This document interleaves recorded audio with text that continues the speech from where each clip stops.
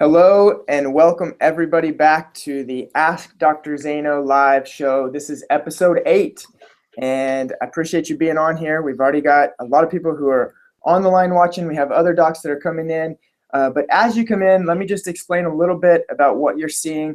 If maybe this is one of your first times to being here on Ask Dr. Zaino live.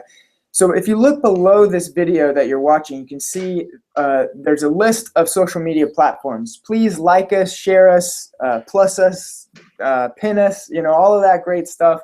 And just make sure that your colleagues, everyone else can have a chance to get on here and ask questions and learn from what we share with each other on here as well. Below that, you'll see a live chat roll. And we've already got questions that are being asked. We appreciate that. We're gonna go through those questions here in just a second. If you have a specific question, I can almost guarantee you that somebody else probably has the same question. So just put it in there, put it in the chat, and we'll make sure we get to it. If you can look below even that chat roll, you'll scroll down, you'll actually see a card there, or an image of Patrick Gentempo. And you'll see the philosophyformula.com/CTL. If you just click on that image, tonight is the last night to take advantage of that and actually get into the new class that is about to start. Dr. Patrick Gentempo is about to start a new philosophy formula class, and that course is awesome. We've already had a lot of people from Chirothought Thought Leaders join it. We're going to go through together. But you want to make sure that you click on that link, go through our link, because you're going to get access to 6 extra hours, bonus hours of video from a private club training that nobody else has ever seen. People paid $5,000 a ticket to be on that call, and that's why we don't sell it anywhere else. You can't get it anywhere else. But go through that link down there, join the philosophy formula, and you'll also have access to that bonus. All right, I'm going to introduce my brother, Dr. Chris Zaino. How are you, man? What's up, Dr. Tabor? Hello, everybody. Hey. What's going on? Thanks for being on the show tonight. Your questions have been great. We appreciate it. We've been getting lots of response. People have been their projects have been growing. They said this is there's been a lot of people that spent one doc said over $20,000 for coaching with another. I won't name the company, and he's gotten more out of 2 episodes because he just found us on episode 6. Then he's got in the whole 20,000 and made that up. So I appreciate that you guys are finding a lot of value at it. And if you're finding value, pay it forward. Just you got 2 hands, one to help yourself and one to help somebody else. So do that, and I'm sure they'll be grateful. And we're doing this for you. This is fun for us, and if we can help you in any way we can, and if we can lead you in the right direction, that's our goal. Awesome. Let's start. I'm going to dive in here. Let's see. We've got a question here, and this one, I think another person has asked this by email as well. So I'm going to go ahead and start with this. He says, "Associates!" !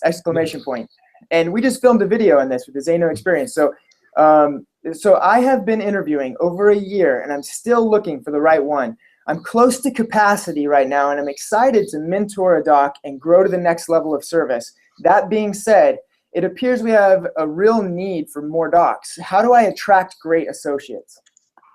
Right on. I totally believe that, right? I mean, there seems to be like this dry puddle of great docs. Because what I think what happens is a lot of the docs coming out of school, they fall into either they believe in school that they can't do it on their own.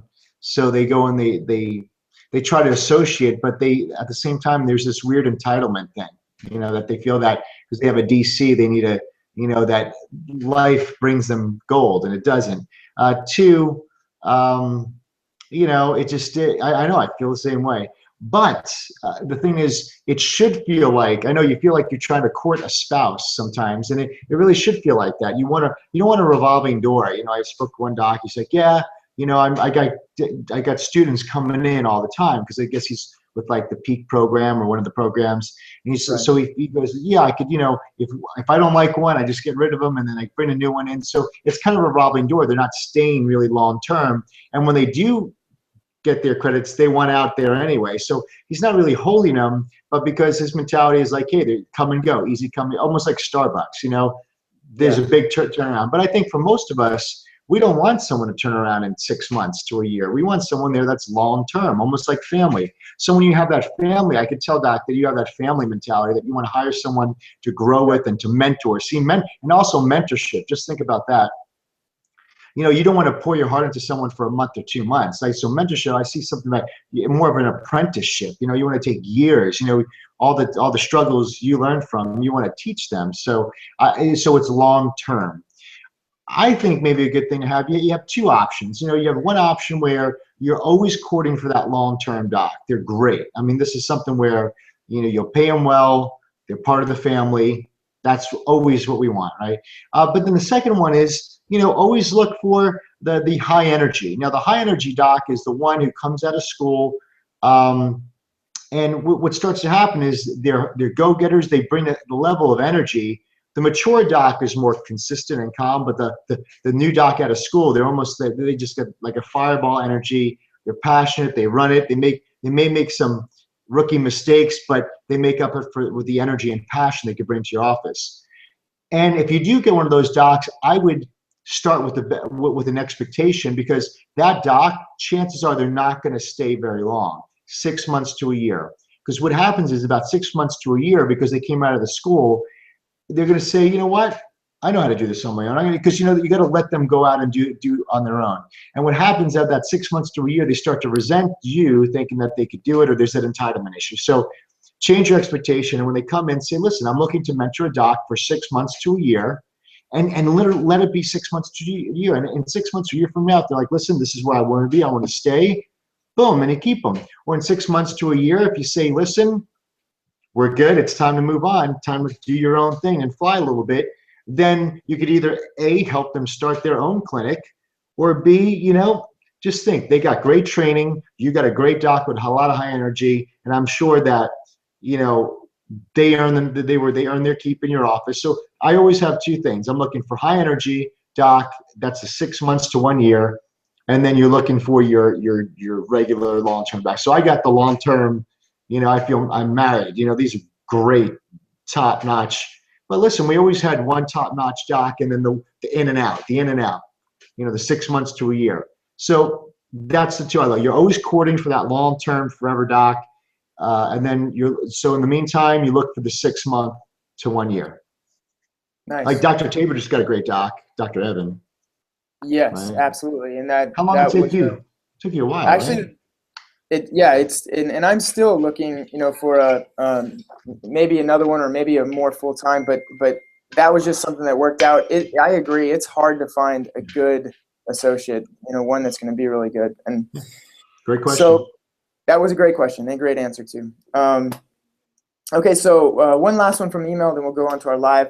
Hello, I was at the Chiro Thought Leader seminar last weekend, and I forgot to ask this question about the dynamic dinner program. In one of the videos, Dr. Zaino spoke about using an in-house marketing person to fill the dinners. He mentioned using a lower base salary and then a commission. The question I have is, what is the commission structure? Is it paid based on people who come in for the exam, or for people who sign on to care?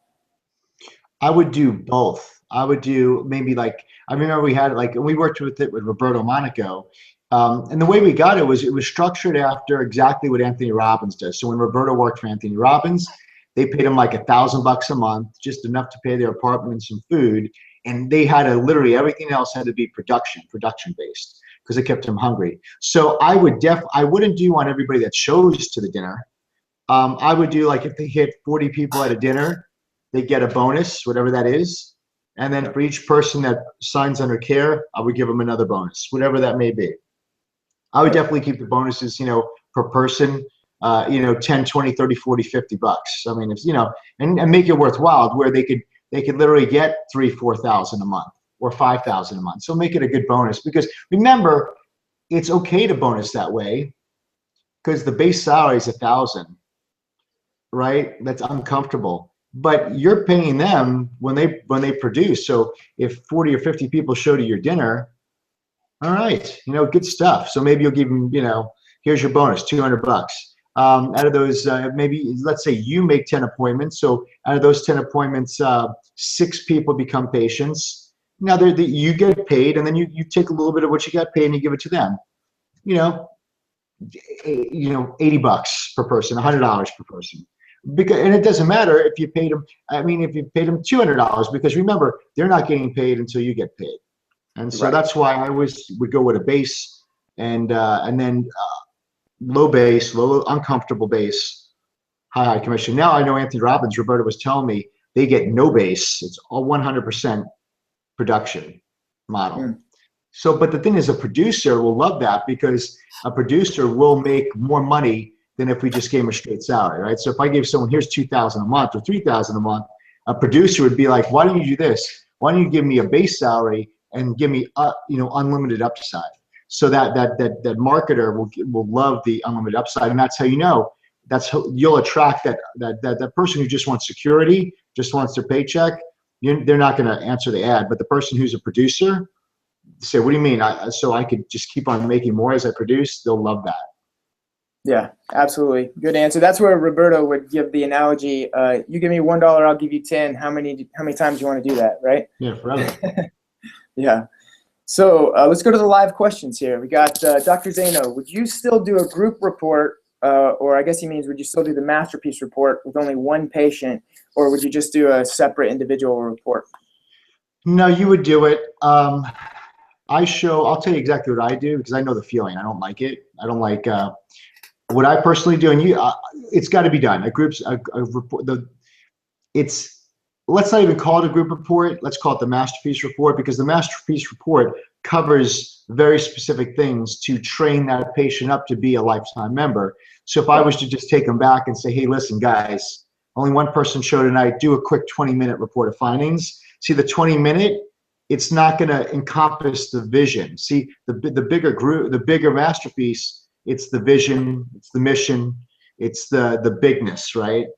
So in that case, if you have my masterpiece report, or what I do, I show the video when there's one or two people, and then I'll tell you a thing that we're doing now that's a bonus. So I'll show that if there's more than 3 groups, I'll actually do it live.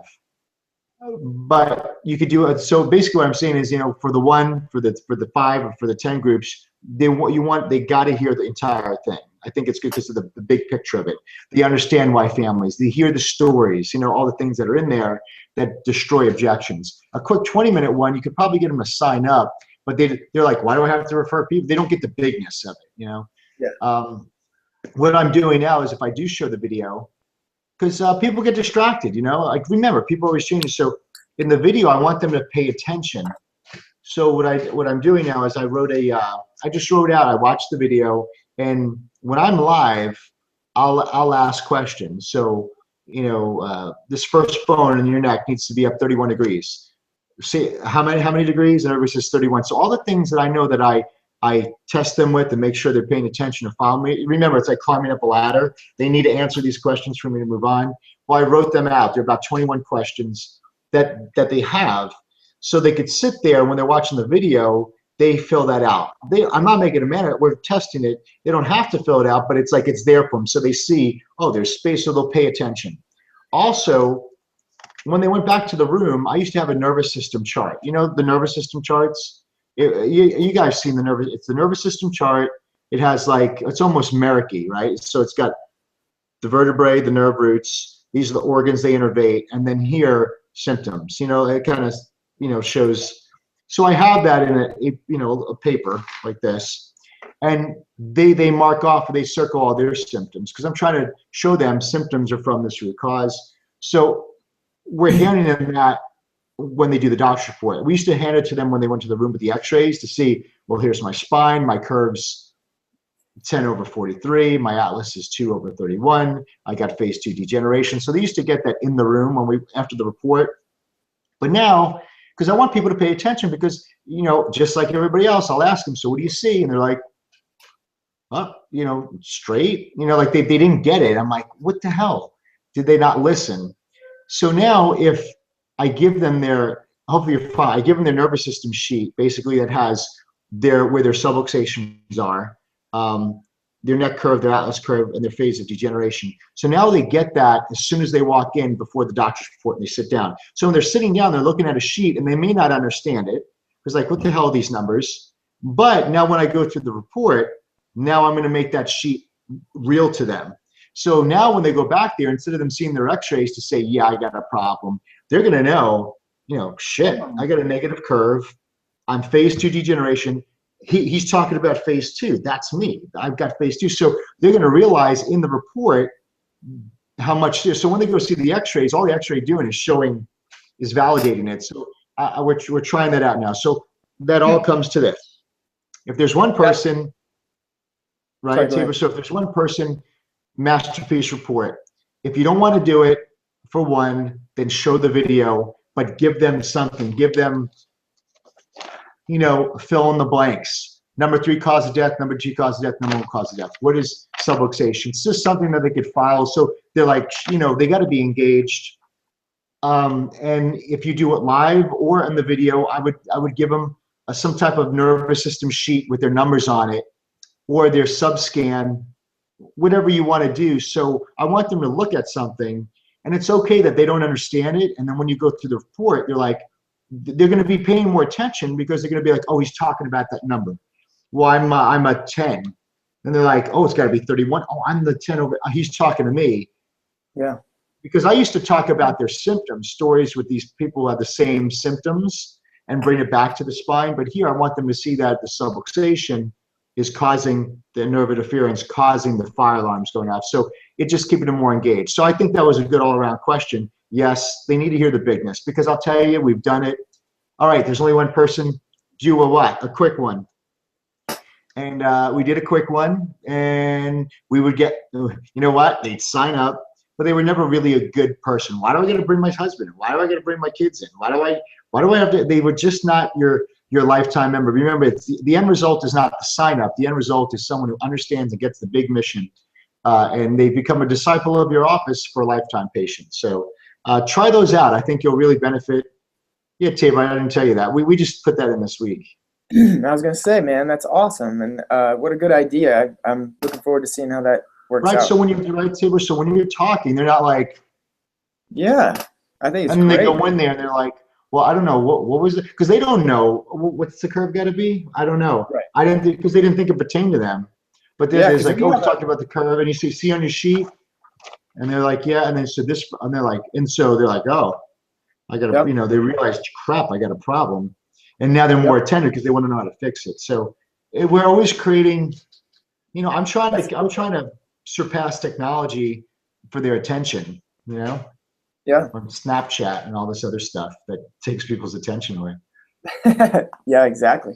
No, that's awesome, because we do give them a packet, but we've been giving it to them, when we show them the report. So that's cool. So try that. Try in the packet. What do you got in the packet? I'm sorry, I'm hijacking this call. So what's the pack? What's in your packet?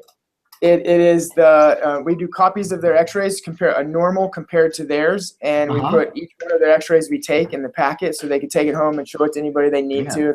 And is that posturing? Mm-hmm. Okay. And then but now if we give that to them during the report, Dude, they have that. That's even better, because then they're looking at their friggin' X-rays. I don't think. Yeah, do that. Give them the whole packet. That's awesome, man. That's awesome. Because they know. So when you go back there, you don't be like, hey, what do you see? And they're like, I don't know. It looks pretty good. So it's like, right. Yeah. Did you not listen to me? Because they didn't. It's not they didn't listen. It's like there's an hour or 40 minutes, and you're talking, and they don't know. Is this the point I really need to pay attention to, or is this the point you really? So they're following, going, yeah, the spine needs to be straight. Yeah, mine doesn't look like that. Yeah. And my neck, no. So they already know ahead of time. So you almost did your X-ray review, or for those of you guys who don't do X-rays, like your subs, you go over. You already did your room in the big room, right? So when you go back there, it's basically. How long does that take? Even quicker. So I know, guys, right? It's always tuning the violin. We're always advancing. So that's what's awesome about it, man. Next question. All right, good question. So, hi, Dr. Zaino. Since you mentioned to ask everything and anything, and I highly respect your firm stand on sharing your faith in Christ and even opening up and closing your talk with a prayer, no doubt your transformation is so deep. Can you share how you met Christ and your opinion on Bible versus saying you can't serve two masters, money versus Christ? I'm struggling with this, and many brothers would like to hear what your take is on this. Great. Okay, so awesome. Good question. So I was raised in church, Sunday and Wednesday, every, Pentecostal church, people, church 3 hours, people running around. So, that was what I was raised in, but being raised in that all the time, I didn't really have, that doesn't mean you had a personal relationship. You know what I mean? It's like, it was just, that's what you did. Like most kids who were raised in church, they wind up going crazy or going off the deep end because like, they don't want that anymore because it was just so, I don't know, you didn't know any, you don't know any different, where I didn't have a testimony where it's like I was lost and now I'm found. And, usually those testimonies are even better. So I would say really the walk strengthened when, during the time I always was Christ conscious. Yeah. But I definitely know that when I did get sick, that's when, see, what happened is, all my character was taken away, which was bodybuilding, that was taken away. My health was taken away. So I started appreciating it. So when you got everything taken away, then you start, you grab on anything. So then that adversity brought me closer to Christ. I mean, in fact, that's how we ended up in Houston. We're in Dallas, so we used to go to Joel Osteen's church because I was like, that was the only thing that kept any positive in me. Like I would watch Joel Osteen online, and people could say whatever they want with him, but in that time, that's exactly what I needed. And it was just like, that was a little bit of encouragement. That's when I saw at his old church, 8,000 people. And I was like, you know what, there was that little thing, if I get better, I would love to be able to share my testimony with thousands of people like that. So it started, that was the seed. So we would drive down to Houston. I had ulcerative colitis. I remember one time we go there, I couldn't even make it there. I was stuck in the hotel room, just bleeding and going to the bathroom and really sick. And so I was like, listen, we're going to move to Houston. That's how we got to Houston. We were supposed to go everywhere else. So we were just following God's direction in that. And then I got my healing. My healing was chiropractic and my healing was God. Because I remember, I was getting adjusted. And then I was at Gateway Church in Dallas, Texas. I remember the night specifically. So here I'm getting adjusted. Then we were in Dallas, Texas, Gateway Church. And then, there was Carrie Job. I don't know if if you look her up, she's got a voice like an angel. So she's leading praise and worship. And I'm there, and, they have the words written on the big screens that you're singing along. It was just a song. It was just, where the words were just, I was reading them and they were just meaning everything to me. And then I felt lava go through my body. I took a seat and I broke out in a sweat. And immediately I told Whitney, I just was busting, crying. I'm like, I'm healed.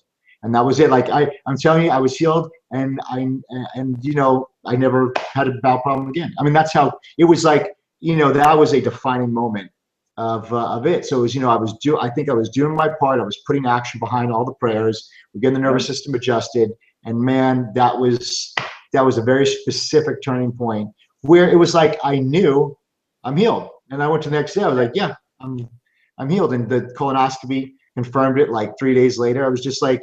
But that was definitely a turning point. So the Bible, when translated, a man cannot serve two masters, God and mammon. It's just basically it's anything. It's not money. It's whatever is an idol. Yeah. So if I put my heart and soul and I'm obsessed in an idol, which that could be sports for some people, right? Look, I mean, we all go and. We go to another country and people are worshiping chickens and statues, and we think that's crazy. But people come to our country and we're filling 60,000 people in a football stadium. That could be considered an idol. That could be, money could buy me sex and drugs. So it's not the money, it's the sex, the drugs, the alcohol, right? So it's not money, because money is a tool, right? Money is like universal intelligence, right? It's constructive and destructive, right? It's a tool, right? So just like it could be used for good or bad. So money is just a tool. So money can be poured into yourself, into your life, into your family. It can be poured into your practice. It could be poured into helping more people. It could be poured into helping your kids have a better life. It can be poured into giving. All these things that are good and God-giving, or it could be poured into BS stuff that is when you look at your checkbook, where am I spending most of my money? Is this part of my purpose? It could be, and that's where the alcohol and the partying and, whatever, just reckless stuff. So, I mean, I think, God is a God of abundance, so having money, you're not serving money. Remember, it's what that money is leading to, right? So if you're just stockpiling money because you have your scarcity. So that's why Garrett Gunderson's book, Killing Sacred Cows, order that book. He was like the chiropractor of finances. So it'll really show you that it's your sole purpose. Here's my purpose. you cannot reach your purpose and be poor, right? I mean, it's just like you can't help more people. You can't do the things, all the things you need. You need fuel, and money is the fuel to run your practice. Money is the fuel to hire the great staff. Money is the fuel to invest in your education and in different seminars and all these things to become better. You see, but it's how you use it. So if you use it according to the purpose God gave you, then it's going to expand and it's going to multiply, right?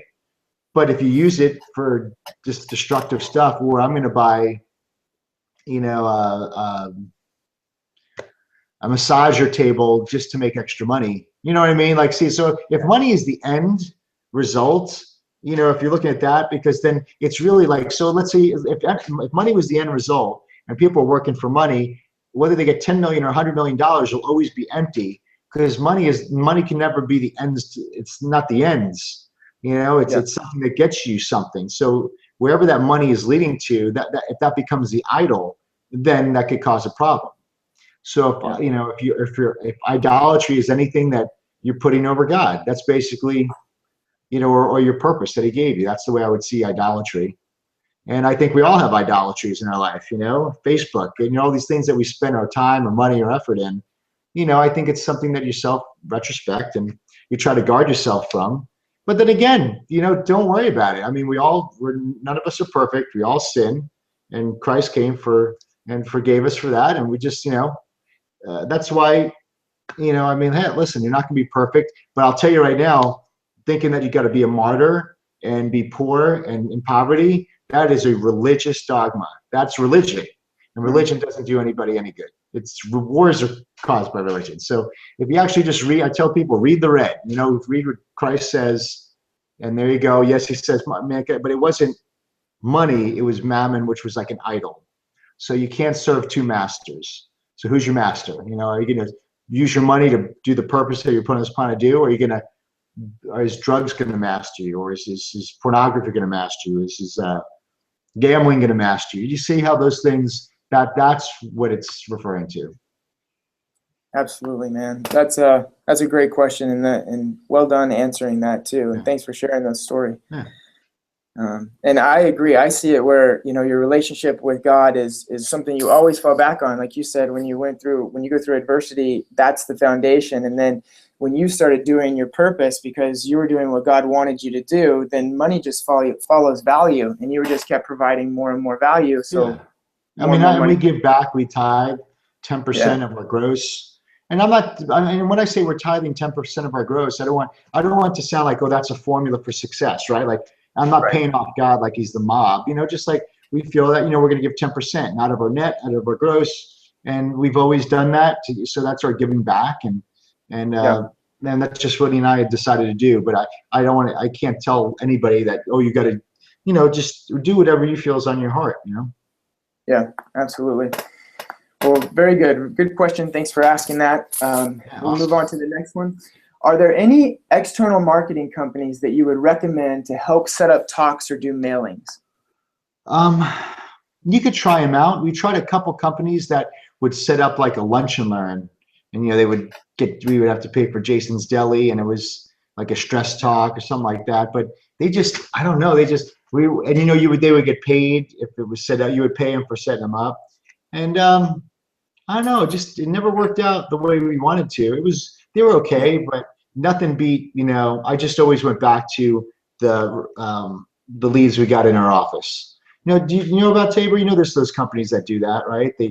I tried one or two, and it just, like you said, I mean, it just petered out. I don't even remember what the name of the company was, but it just didn't work out the way, you know, they said it would. So I mean, they're on there, and you know what? If you got one patient from it, great. But I think, you know, you tried and you just kind of, because the person doing it's just trying to nail a talk down, and you know, so you go there and it's like they're eating when you're talking, you know, like you really can't call your parameters. We're here, if we set the talk up, we're like, and this will be good for you guys. When we set a talk up, we have requirements such as I am the only one to speak, or I'm the last one to speak, right? Because I don't want, if it's a meeting, I don't want to speak and they're like, because I've been there, I spoke and they had to continue their meeting, so we couldn't get people booked, right? Or I spoke and someone else speaks after me and I can't, so I want to be either at the end of the meeting or the only person in the meeting. The food is eaten after I speak, not during, afterwards. And Carla has all these other things that have to be set up, but those things are very important because you don't want people eating when you're talking, and then they can eat afterwards. And then I want to be the last speaker. So, you know, so I tell people, hold your meeting, then I'll come in at the end. Even if I'd rather shorten my talk and be at the end, because if we miss out on that opportunity to close them, then they're like, oh, we'll give you a call or we'll fax it. Never works, you know. Yeah. Yeah, absolutely. So nice. Moving on to the next one. This is a question that Garrett Gunderson might have to answer, but maybe you know the answer too here. When saving for retirement, do you utilize whole life insurance, or do you just save cash and reinvest into your business when big opportunities come available? Very good question. Both. I got it both. So Gotcha. every month we're shuttling like, you know, 20,000 or more into whole life, and then we have setting cash ready for the big, you know, big opportunity thing. So what I have is like, you know, we have so much allocated to whole life every single month, right? So that's there, and then the rest is saving in the cash. So that's about, you're doing both to the degree.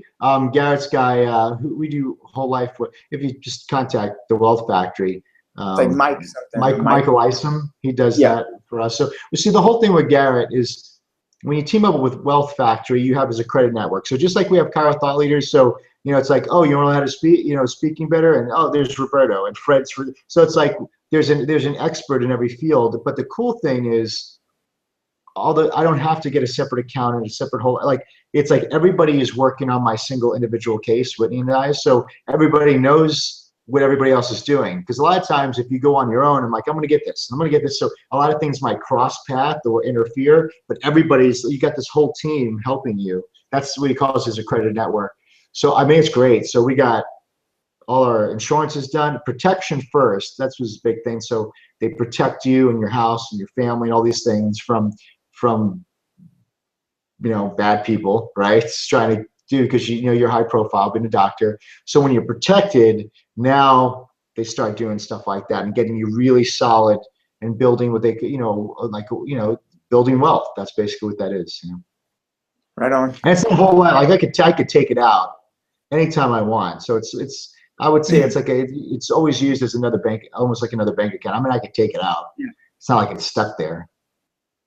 Well, and I'll just tell everybody, stay tuned, because in the next couple of weeks, I think it's the beginning of April, we're actually going to be sending information to you guys about this type of thing. It's just straight from Garrett. So yeah, we're almost done with it. We're just table it out of the bag. So yeah, we're almost done. We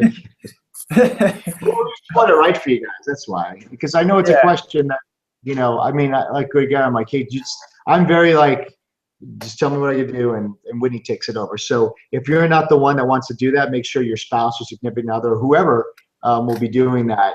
This will be great for them, you know. Yeah, absolutely. And the people on here, they're our inner circle, so they get to see it.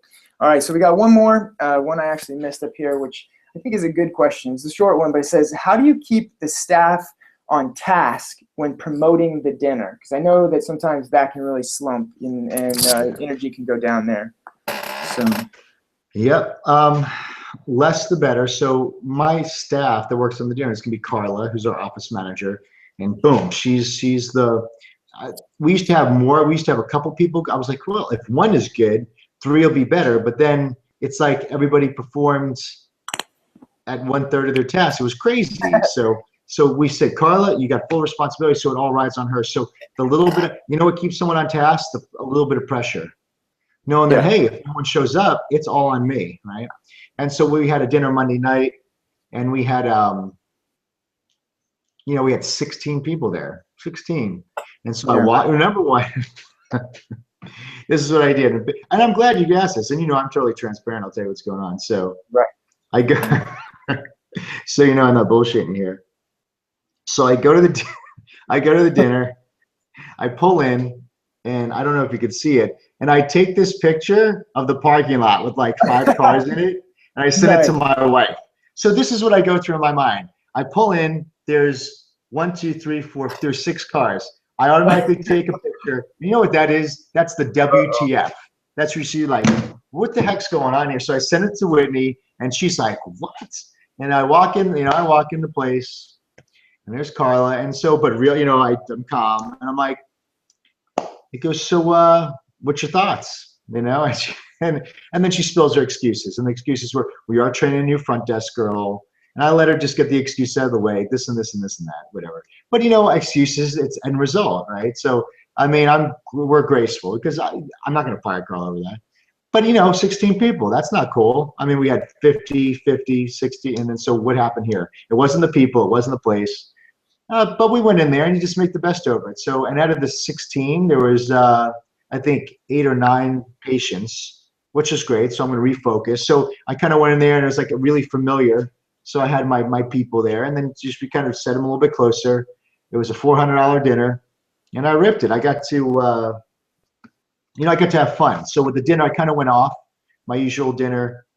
I've been rereading Think and Grow Rich. You can't even see it. Nice. There you go. Napoleon Hill. And it was really good. So I was reading it before, and he had a whole section on definite desire, meaning that that's a quality of all these successful people is that they had a definite desire, meaning that someone didn't say, well, I hope this will happen, or I think it could happen, or maybe it'll happen, or if I get lucky, it'll happen. He's like, no, you can't, you got to have a definite desire, like, I want this. So I realized, well, so I took that and so I kind of went off on that. I totally went off and I was like, listen, you have to have a definite desire for health. You can't gamble with your health. You can't think, well, hopefully I'll be healthy when I'm older, or God willing, I'll be healthy when I'm on. You have a definite desire. When you have a definite desire, then you need a blueprint and a plan to execute. So I was like doing this book, and I had fun with it, and everybody signed up that were there. The 8 appointments. And, I mean, it was what it was. So we all go through it. So everybody who had a dinner this week blew me away probably, but that's fine. I mean, but I went in there, but when you have that happen, don't get pissed off. So you see, I did steer certain stuff. I took a picture. This is all my getting it out of my system. And then when I'm there, you got to be able to switch it on and be like, don't get discouraged because the message is too good, right? Don't get discouraged. Don't give up. Don't get ticked off because the message is too important. And that's what you have to do. So if you could switch, or so if you guys get frustrated, it's okay. But when it's time to go, don't get discouraged because the message is just too great. And then you do it, and it turned out great. And I had a fun, and it was fun for me because it was new stuff, right? So I got to, and the reason why I think it was better because it was a smaller room, and this stuff I just read was exciting to me because I had just read it. So I was able to bring that excitement and passion, and that's what people do. They get your passion is contagious. So it kind of worked out really. It worked out really well. These will be great people, but it's fine. This is what happens. So. Nice work. Yeah. So what was the question? Oh yeah, how do you keep on task? So yeah. So Carla, what are we gonna do? So Carla, what's gonna change? Well, I'm working on it. I go, do we have to go down to 1 dinner? Or no, I'll do it. So see she got shaken up a little bit, and so that's what happens. Like Carla you'll have some good dinners, and then they start doing this, and then she bottoms out, and when she bottoms out, it's like a flame up her butt. And then, she'll be like that. So she has her cycles, and plus she's going, I'm not making excuses for it, but it's the cycle. Right. That's what happens. No excuses. We just sucked on that day. Well, but you I mean, that's going to happen to everybody consistently. You stepped up to the plate and knocked it out. Now 8 people, that didn't know about chiropractic before get their lives changed, dude. That's a big deal. So sometimes when you guys have that, I think that's good. So if you do show up to a dinner or a talk and there's 2 people, instead of getting pissed off, just go and have fun. You know what? Now take that and spin it around and have fun. And, and people enjoy it. Just have fun with it. Right on. So. Well, cool. I know sure. we're running out of time. There's some questions that have come in, but I'm going to get those down. I'll make sure we open with those on the next one. And I appreciate everybody for being here. Again, I want to just remind you, if you scroll all the way down, you'll see the philosophy formula link. Just click on that image. It will take you right to Dr. Jim Tempo's class that is about to start. Tonight is the last night that you can actually get access to this. And when you do get access to that link, you'll also get, as a bonus, 6 hours of private training videos from Dr. Chris Zaino. So just want to thank everybody again for being on here tonight. It's always fun and it's always awesome, and we'll see you on the next one. All right. Good night. Bye, guys.